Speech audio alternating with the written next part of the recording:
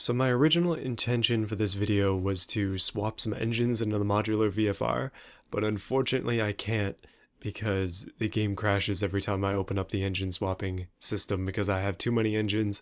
If somebody knows how to delete those without deleting cars, please let me know. But for today, what we're going to be doing is something I was thinking about doing a while ago. I want to take a look at some of the previous cars that I've made, specifically the Mini today. This one has been around for a long time on the channel. It's one of the first builds that I did, if not the first. And I figure, let's go ahead and try and make it good, because my goodness, it's terrible. This is an example of what I used to do in automation. Not saying that I'm much better than I used to be, but well, there has been improvement, so let's see it. Man, oh man, automation is not happy with me today, but after a while of loading, the Mini is in, and you can see that the engine does not fit. Well, that's going to be our first issue to fix. Previously, it was a 1400 horsepower V8, and that was way too much power because it had wheel spin that was completely uncontrollable. So what we're going to be attempting to do today is make it drivable, and we'll probably just kind of completely redo it with the basis that it's currently on, which I have no idea, but apparently it's plus 15 quality, so hopefully it's okay. Yeah, so here is the engine in question. It simply does not fit, but an odd thing is that we can't change it. So this plan might not work out at all. Right, so we're here in the variant capacity. If I lower it down all the way, it still doesn't fit. Oh no, I can't open up the engine thing again, it's gonna crash. I don't know what to say. I just can't modify this car now. I'm disappointed. Okay, let's try and do a different one then. Hopefully your hopes did not get too high for this one. Hold up, I'm an idiot. I totally should have just not cloned it and modified the base file instead. So let's try and make this better with my new knowledge of the game. First things first, it's gonna stay the same sort of principle where it's plus 15 quality everything. I'm gonna try and keep the power pretty similar, but I'll just kind of iron out some of the issues that it has, and we'll keep the styling pretty much the same as well. Just can't lose that frog look. But first things first, we need to make it as light as possible, which means monocoque carbon fiber, which is much better than what I had in there before. It's currently front longitudinal. I think we'll probably need to go all-wheel drive. Currently, there's no engine in there at all, but we're gonna have to shrink this thing to fit. We'll see what that will do. And it's double wishbone pushrod, that's fine. Okay, so here is the engine. Still not letting me do anything with it. Very weird. So I must regret to inform you that the Mini has been lost. I just tried for a while there to make it work, and it just simply will not let me change the body, or sorry, the engine size for whatever reason. I have no idea why, but it will not let me change the engine size. So what I'm going to do instead is I'm going to make a replica version of that Mini, not to 100% spec, but we'll just kind of make a more modern interpretation of it, we'll say. So the year currently is 2012. Let's decrease that by a bit. Alright, we're going down to 1970. Probably shouldn't have picked the materials right out of the gate, because in this case it doesn't really make as much sense. But either way, we'll be okay. We're not going for a realistic Mini in the slightest. This is just going to be something very quick as a tribute to that previous car, as it has died a very unfortunate death, and the game still wants me to think that the engine is too big, even though there is no engine. Okay, let's do an inline 4. We'll try to be reasonable this time. An aluminum block, let's make it tiny.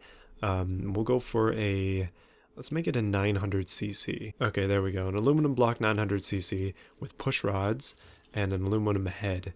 See what kind of power we can get out of that in 1970. But we'll give it forged components, so it should be able to do a little bit better. No turbos or anything on this one, and we'll stick with, you know what, we don't really go carburetor too often, so we'll go for a 2-barrel carburetor with a performance intake, and of course it's on super leaded. How could it not be? Headers, tubular headers, we'll say. Just pretend it had some money thrown at it, I guess. And no mufflers, we don't really need to hear, do we? Alright, so on the tuning end of things, we currently have 34 horsepower. That's not quite enough as I'd like.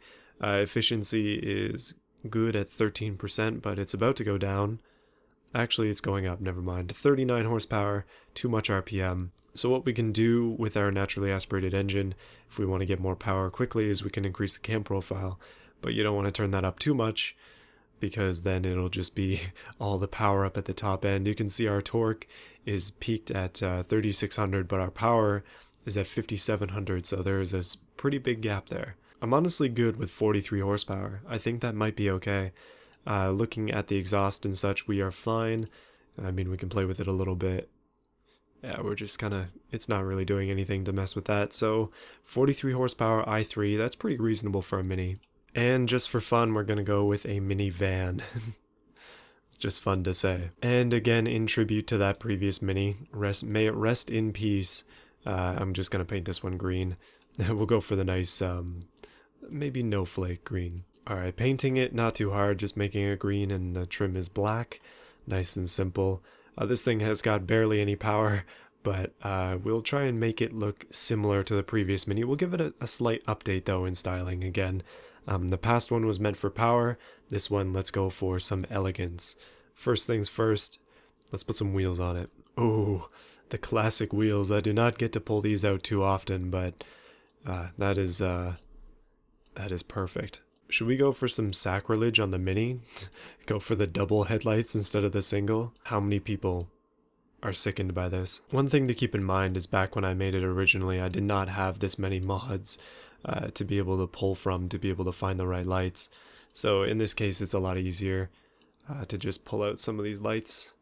And that's it. Like, not too bad, just have to recolor them. Alright, and in tribute to the green frog, we definitely need a massive mouth on here. I'll try and make it a little bit more classy though. Oh no, it's apparently got some new braces. It's definitely a little bit different than I would have anticipated. Let me try a different one. I think last time I might have just taken one of these and extended it out, and then just shrunk it. And then that's what you get. But yeah, not doing that. There we go, it's got a new face. I think that'll work out perfectly for it. It doesn't need to be fancy. Again, this is more of a tribute than anything else. Let's add a little bit more detail than the original one had though. And I'm still debating on whether or not the chrome is worth it. Oh, you know what? The black just looks so much better. We'll go for the black look. And I believe last time there was indeed a lip on the front of this. So we'll add one of those too. Doesn't have to be too much, just needs to be a subtle little piece. If I can find one, they're all massive. Oh yeah, that's a nice look for it. Except it's cutting straight through the wheel. There we go. Now the debate once again is, should this be black? And the answer, yeah, it should. Alright, the front end is done. That is pretty much perfect to how the car would look if I just made it nowadays. At least trying to be quick and simple, that is. One thing again, I do want to add some more just little details on there. I don't know, it just fits this too well. Oh, you know what? Let's go for a central wiper. I don't know what Minis have, but yeah, it actually works out pretty well. Okay, so coming around the sides, we need door handles, and then we're going to remember to put a gas cap on because I constantly forget about that. Let's put on these ones right here, but I would believe that they go this way. Just a touch of chrome on the Mini, and we could probably get away with a trim piece on the side as well. But first, the gas cap before I forget. There we go, just a retro style gas cap.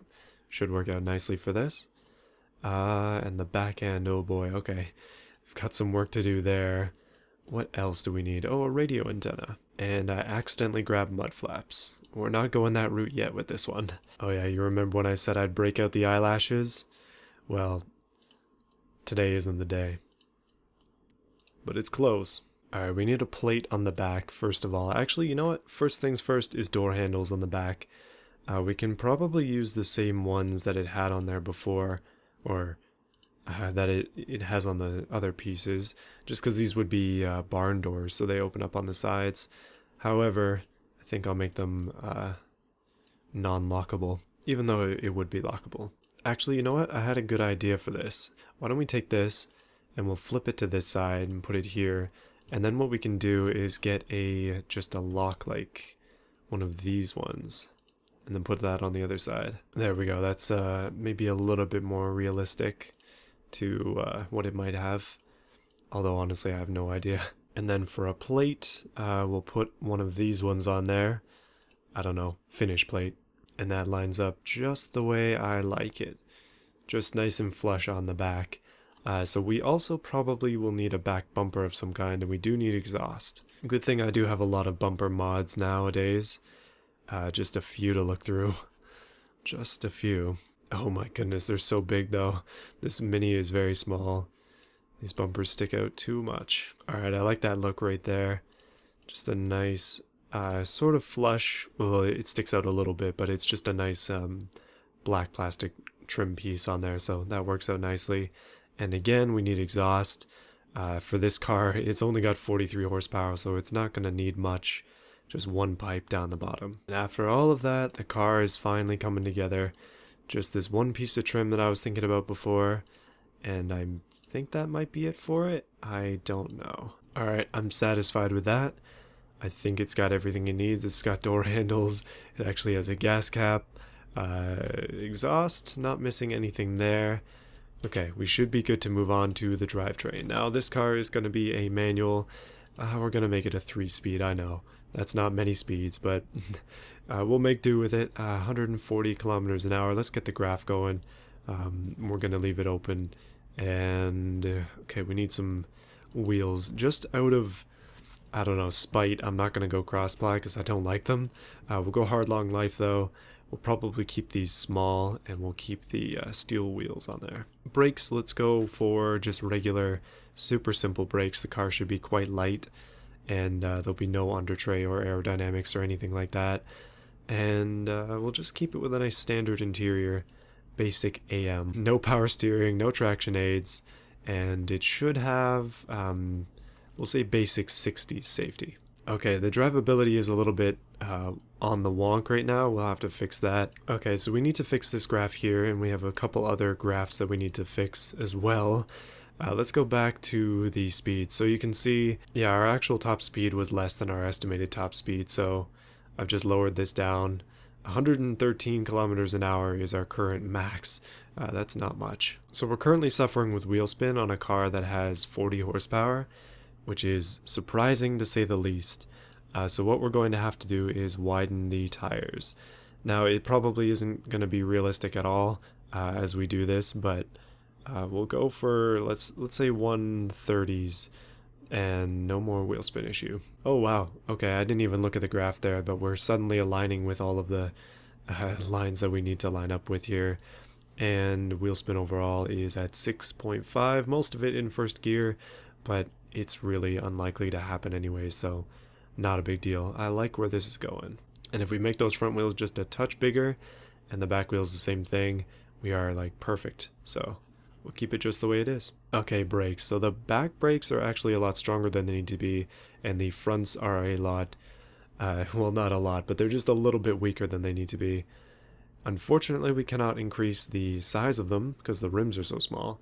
So what we're going to do instead is just increase the front type and then decrease the size of them. Actually, you know what? Let's keep that the same. Keep the size the same on both, and then we'll increase the pad type. That should help. Alright, there we go. We're good to go on the brakes then. We have the downforce. Believe it or not, we are actually creating downforce. It's not creating lift, which is surprising. And we do have a nice interior as well, so I think we're good there. That's fine. I have it set to a sport preset, which should be okay for this car. And looking at it overall, so it is a 3-door.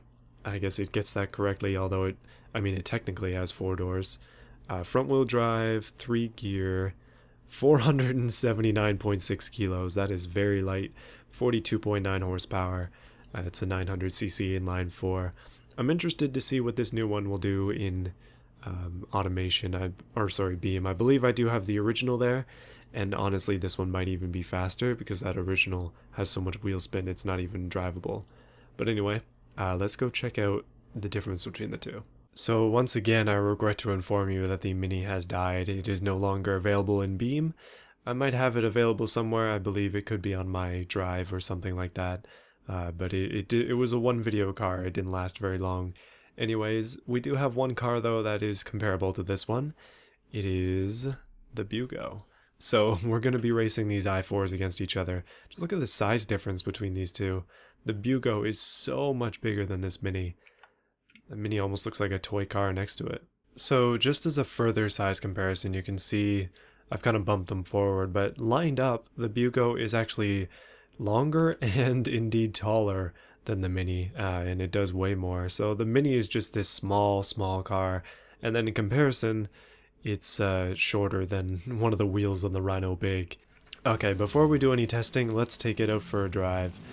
So first thing to admit to you is that I made the first gear too short. It goes up to 40 kilometers an hour pretty quickly, being so light.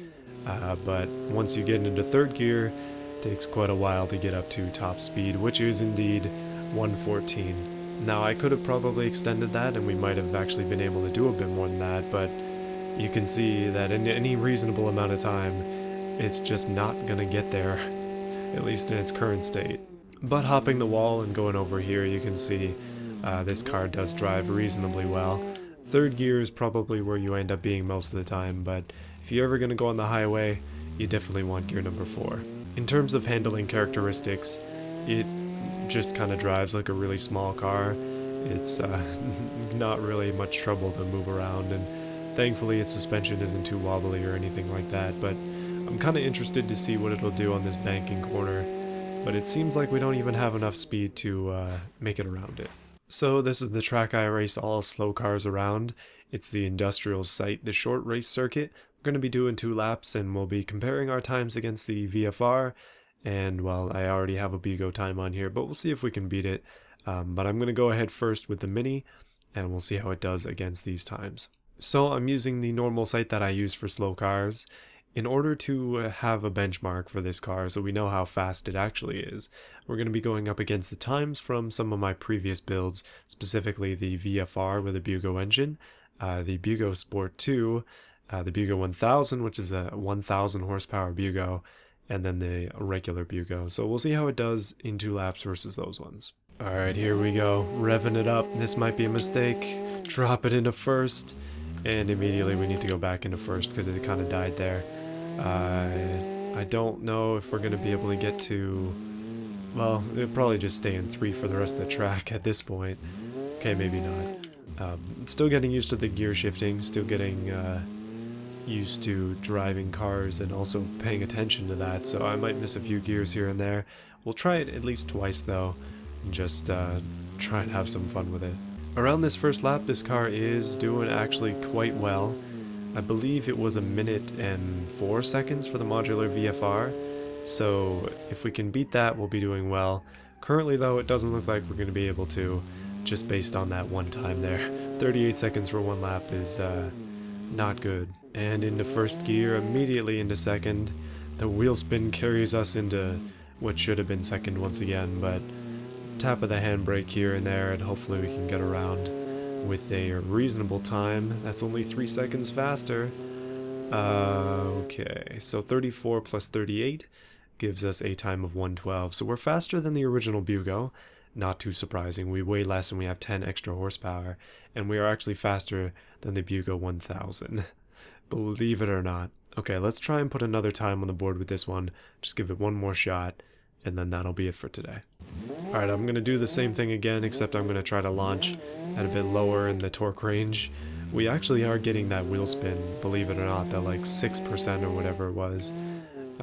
It's the second gear here has got a lot of torque in it as well, so I have to make sure to keep it in line. I will eventually invest in a wheel setup, by the way. Don't worry, I will get one, and then I'll do a whole video on it. But having a wheel will make it a lot easier to control the cars, I think, and just make it easier to keep track of all the things going on. Gotta shift and all this at the same time. So that first lap was actually worse than my other first lap. Last one was 38 seconds.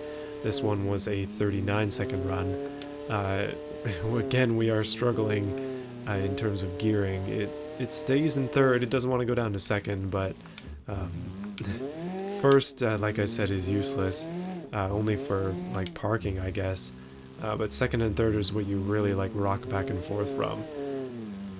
Sometimes in the corner I need to be shifting more than I do, but that's another 35 seconds. Yep, that's going to be slower. That is a 114, so it's actually still within that range, but it is indeed 2 seconds slower than its previous time. So hopefully you enjoyed this video. Let me know what you thought of it in the comments below. It was a bit of a mess at the beginning, but I think it turned out okay. We've come up with another mini car to play with in the playground. I just want to give a special thank you to those who have chosen to support the channel, specifically Will, Canadian Steel, Boris Ramirez, and Still Fried Chicken 69. If you want your name on this list, be sure to hit the join button, and if you want your name said, it's advanced supporter. We could totally just coast around this track at this point. I'm just gonna do that for a bit. But if you're interested in some Boosted Bros merch, go and check that out. Spend a lot of time on it, and I'm happy to say that actually people have been interested, so I'm happy with that, and I'm gonna continue to do more merchandise in the future, hopefully, as long as things continue to look up. So yeah, don't forget to subscribe, and I'll see you again on Friday.